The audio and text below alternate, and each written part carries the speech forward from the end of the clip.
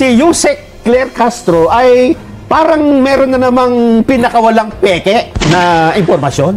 Ito yung tungkol sa di umano ay pag-amin ni Pangulong Duterte na siya ay gumagawa ng krimen. Ibig mo sabihin, talaga inamin niya na gumagawa siya ng krimen dati at ngayon titigil na siya. Oo nga, no? So in one way or another, the council admitted that the former president had committed such crimes. So may pag-amin ba rito? So yun ang punto ni Yusek. Ang problema, hindi niya yata nabasa yung Rule 118 at 119 ng ICC Rules of Procedures and Evidence. Okay. May mga kondisyon. Kung ikaw ay hihingi ng interim release, babanggitin mo na, hindi po ako gagawa ng... Hindi ako flight risk. Hindi ako flight risk.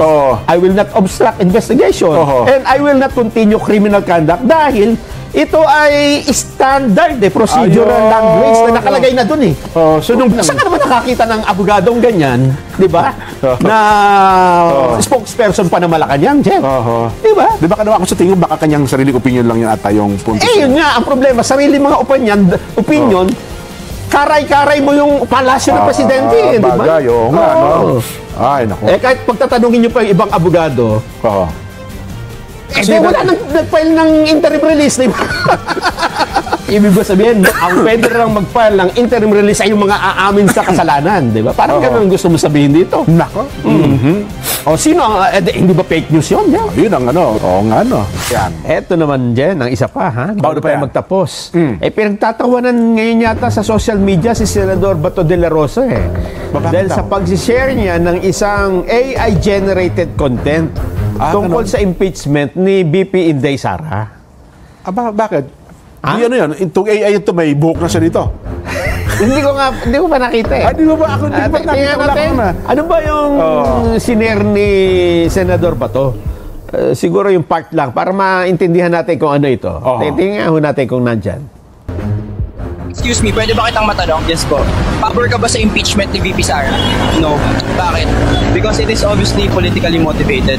I mean, maraming may confidential funds sa gobyerno, iba nga billions pa. But why single out the VP? They want justice, but their justice is selective. If these politicians are really serious in cleaning up the government, then investigate all. At isama na nila mga sarili nila. Ayun. AI pala yun. AI. At may nakalagay naman na AI generated. So naglabas doon si Senador Bato? Hindi. May ibang mga nag-post niyan. At sinare lang ni Senador Bato. Okay. Kaya pala may panawagan naman si Yusek Claire Castro. Ito naman yung reaksyon ni Yusek Castro tungkol dyan. Pakinggan naman natin. Ang pag-share ng mga katulad na ganyan, muli, disinformation, fake news, hindi po sana nanggagaling sa mga opisyal ng pamahalaan.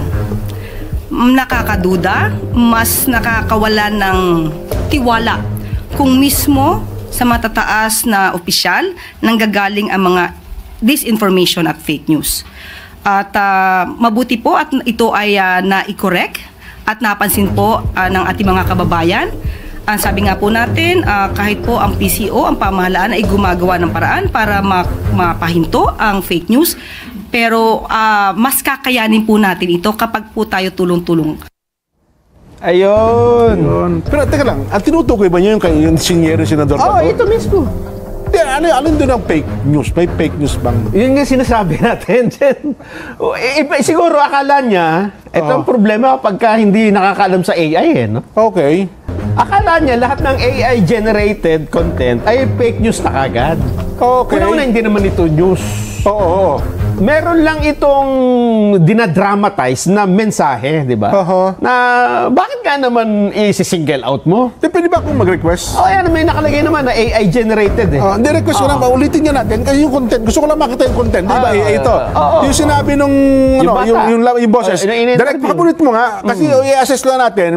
Kung alin yung fake doon. Kung alin yung fake yung sinabi niya. Kasi pwede sabihin natin, fake talaga yung mga tao. Pero yung bang message ay pwede mo bang sabihing fake yun?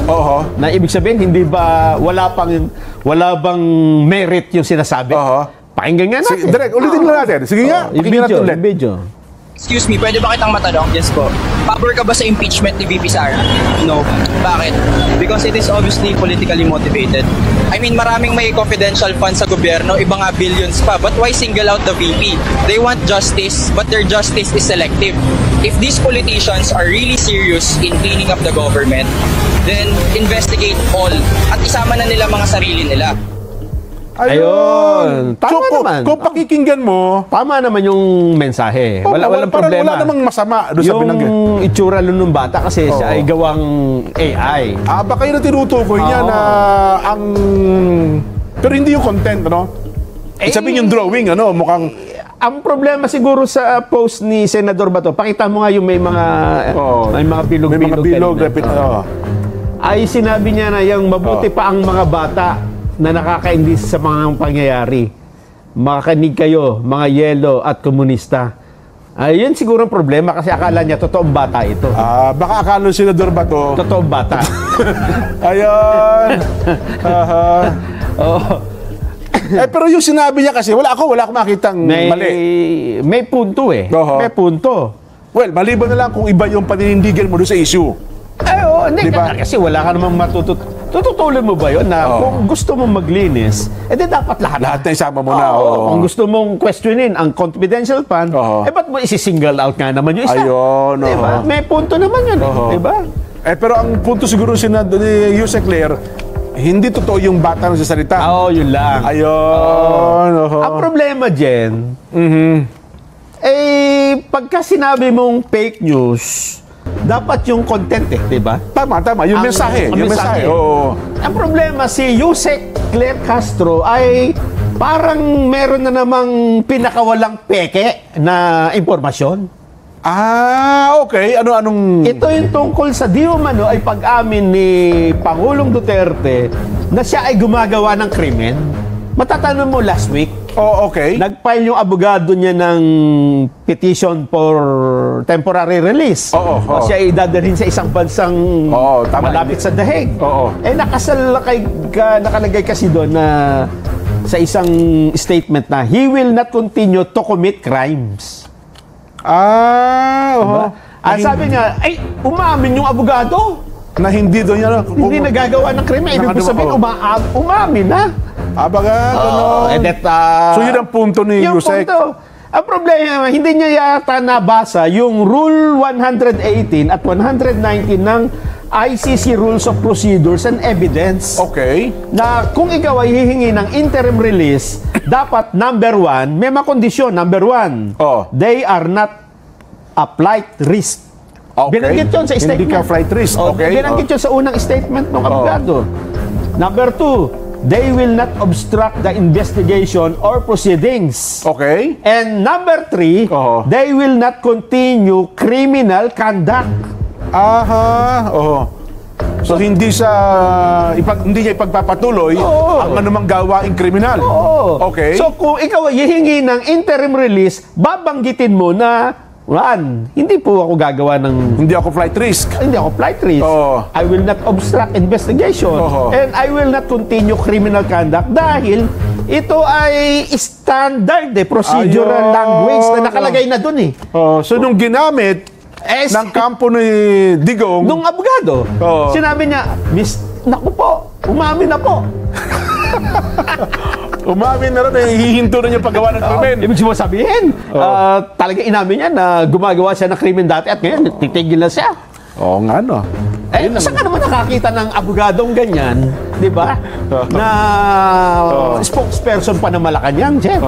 Di ba? Di ba ako sa tingin baka kanyang sariling opinion lang yan ata yung punto. Yun nga, ang problema, sarili mga opinion, karay-karay mo yung palasyo ng presidente, di ba? Bagay, nga, no? Ay, naku. Kahit pagtatanungin nyo pa yung ibang abogado, kasi wala nag-file ng interim release, di ba? Kasi ang lahat na sasabihin niya, hindi na po ko, hihinto na po ako sa paggawa ng anumang krimen. Ibig ko sabihin, ang pwede lang mag-file ng interim release ay yung mga aamin sa kasalanan, di ba? Parang ganun ang gusto mo sabihin dito. Nako. O sino ang, hindi ba fake news yun? Yeah. Yun ang ano. Kasi tingin ko mali lang ang pagkakaintindi. Nino? Mali ang pagkakaunaw. Mas mabuti pa yung AI eh. Di ba? At least tama yung sinasabi. Ay, nako. Sayang, inaabot tayo ng oras eh. Meron din daw kasi mga senador ng mga bias. Bukas pag-usapan natin yan. Ano, sabi nung isa, hindi, bakit bias na kami pagka ganito? Yung iba hindi bias.